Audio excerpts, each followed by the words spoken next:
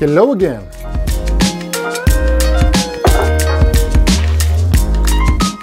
Where were I last time? Oh yeah. So I will skip the huge part, what happened in between that valve bending thing that we will not mention ever again, that mishap. And the moment the night before I was about to start my journey. And a Tuesday, I remember that was a Tuesday, and I will tell you why a bit later. It was a Tuesday afternoon when just things start to, you know, like, it didn't fall apart, but started to get really, really intense. The owner of the store, that motorcycle shop, called me that he have all the parts arrived, the tires, the engine oil, the brake oil, fluid, the chain and the rear sprocket for the bike, but front sprocket he didn't get. Not only for my bike, but he didn't receive the sprockets for any type of bike, the front ones. I took the tires, I came to pick up all the stuff, and that was happening at the end of the work hours, right? Like everything was like, everything was so tense that I was literally seconds away from disaster, because tomorrow it was planned for me to start the road trip, the adventure. On the web portal it was announced that the reportage will start at Friday, and on that day, why I remember it was Thursday and Friday 10 years later, because the journey was set to start on Friday the 13th. Can you imagine that? And I was wondering why nothing is going according to the plan. So I took the tires, I took the rims. I had the rims in the back of my car. So I went on some other part of the town to put the tires on the rims. So it was okay. I put the inner tubes also, the brand new one. So I left the tires, the rims in the back of the car, because my motorcycle was already, all the parts were taken off from him, like front forks were taken off, seat, fuel tank, everything was like laying around at the garage. And in the evening I start calling the stores to find the front sprocket, because I can't go without a new one, because the old one was really bad shape. And only one store had only one sprocket. There was only one sprocket for my bike in the whole town. Can you believe that? And it was, of course, it was on the totally opposite side of the city. Totally opposite. I kind of get, at that moment, that night, I was, you know, like stressing out, of course, because the portal announced the beginning of the reportage, and everything was agreed and set in a minute, and etc. And my friend Aya, who's the repair guy, was waiting for me in the morning to bring everything so he can assemble my bike so I can go. And it was like, you know, like so stressing. I remember that I couldn't even sleep properly that evening. So I sat in my car, okay, and I went to all the way to the far part of the city. When I get to the store, it was closed, right? Because I came 15 minutes earlier, and I saw people inside, and I started knocking on the door, yelling, and it was me, I called yesterday, I'm in a huge hurry, can you open up please? So, you know, like 15 minutes are like lifesaver, literally. They were like, okay, come on in. So I bought that the part, and it took like half an hour to find it, because they didn't really think that I was coming, although I announced myself the night before. And so I took it, I sat in the car, drove like diagonal part of the city to bring the parts to my friend. And he was looking at me saying, "Fruitcake, are you okay? Because you really seem a bit stressed about everything." And I just asked, "Can you please assemble my bike by 12 o'clock, by noon or 1 o'clock?" Right? Because I had to go back at my place to pack. I didn't even pack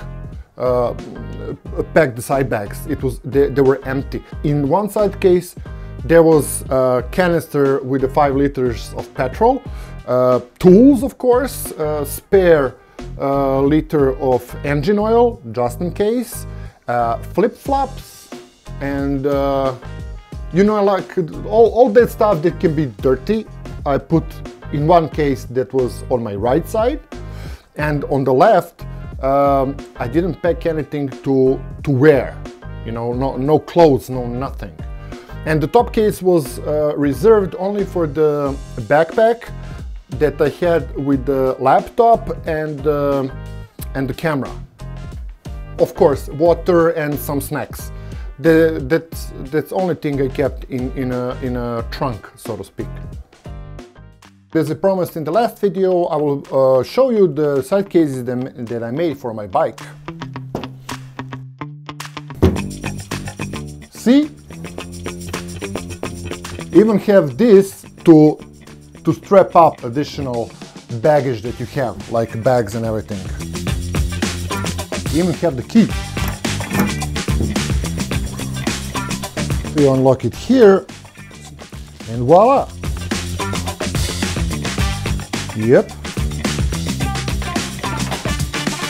Packing the clothes, especially the underwear, is extremely important how you do it to save the space.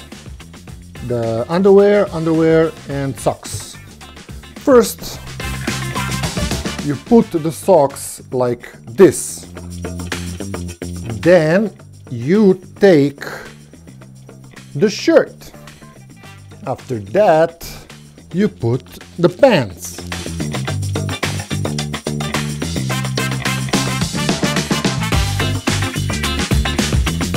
And when you make something like this, then you take this part of the sock,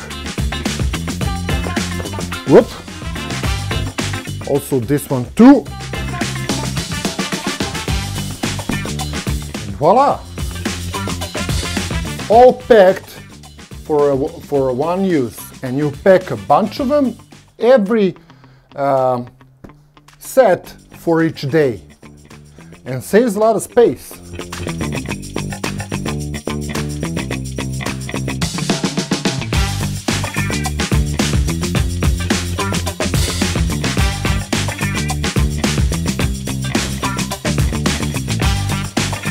And that's it. You fill it up as much as you need. For example, if your plan is to travel for 10 days, you put 10 sets. If you go for 20 days, well, you can put 10 sets, but you really do need to wash them somewhere and to dry them. Now back to the story. After I finished packing, which was around 1 o'clock in the afternoon, as far as I remember, so I'm already getting late, I picked up my friend, and both of us went to Alja's place for me to pick up the bike. When I took Shaggy home, it was already 2 o'clock. So my friends were already waiting for me at the bar. I came back home, I just put everything on the bike, stretched the tent and the sleeping bag, and just went straight there. I was almost an hour late to that bar, but my friends waited for me, and my wife at that time also was there, and even my mom. They all like kind of gathered there to say bye, and we had a few laughs. We kind of talked what is my plan, where I will go, etc. But you know, I just started the trip without defined route. I just know where the monuments are, but I don't know how and when will I be there. We stayed there for like 2 or 3 hours or so. It was getting late, And I remember one thing, we all sat on the bike, we went to the city, we get down to the highway, and I went straight forward to up north, and at that point I was like all alone on the highway, riding the motorcycle, starting my journey, starting my adventure, and I was thinking, what the f am I doing? I mean, really, I was like, it was all fun and games until this moment. I was enthusiastic about it, I was feeling hyped and everything, I was doing stuff, solving the problems, the issues, like everything was just running around like crazy. And it was the Friday the 13th, and I started some trip that I don't know, I really don't know what can happen. And will I be able to make daily stories? Will I be able to write text, make the good photos? Will people like it? And I was thinking, and I was already tired because I didn't sleep well the night before because of everything, and I was just running around whole day. And I just feel that moment right now. I was like, what the hell am I doing? But that was like really honest thought, and at that moment it really felt like a burden. I was like feeling like that for, I don't know, few tens of kilometers. At one point I was like thinking, okay, listen, you promised to the people that you will give your best. You started the journey that you wanted since you were a kid. You're doing it on a motorcycle, which is great. All you have to do is to enjoy, but it was much easier said than done. It was already late when I arrived at the accommodation that was recommended by my friend. And but I had like a nice surprise in the morning. You will see it in the next video. But when I arrived, I entered the room. I just, you know, went in, saw the bed, just took everything off, took the shower, hit the bed, and I passed out. That first day, I think it was the most exhausting one I had that whole year. And I remember just fell down, my head hit the pillow, and I literally passed out. And that was my first day.